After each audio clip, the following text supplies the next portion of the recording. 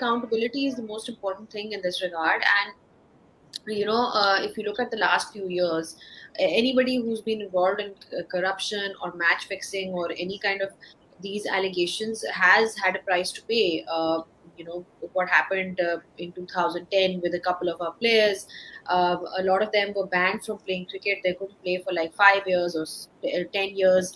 In the case of our former ex captain, who was also involved in something like this, and his career was literally finished. So I think if there is a price to pay for what you do, it sets a good precedent. And now we are seeing that the governing bodies are also taking responsibility. So it's not just PCB; it's also on an ICC level, where there are very strict protocols that everybody has to adhere to. They get anti-corruption briefings at the start of every series or any tournament, so to speak, where they're told about what their code of conduct should be.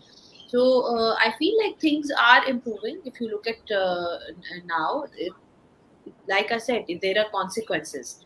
You cannot expect, if you are giving people who've been involved in corruption or people who've been involved in a certain level of any kind of breach of these protocols, and if you're giving them a leeway to come back and salvage their careers or start playing again, I think you're sending the wrong message out there. I feel like now, if you put a firm stance, or if you take a stand against it, then it will, whoever is involved or whoever would want to be involved in the future will have a think twice about getting involved in something like this. So I feel like now, over the last few years, I feel like things have gone stricter, and people are very, the governing bodies like ICC or even PCB. I think there's a no zero tolerance attitude that has been established, which is very important for your future generations.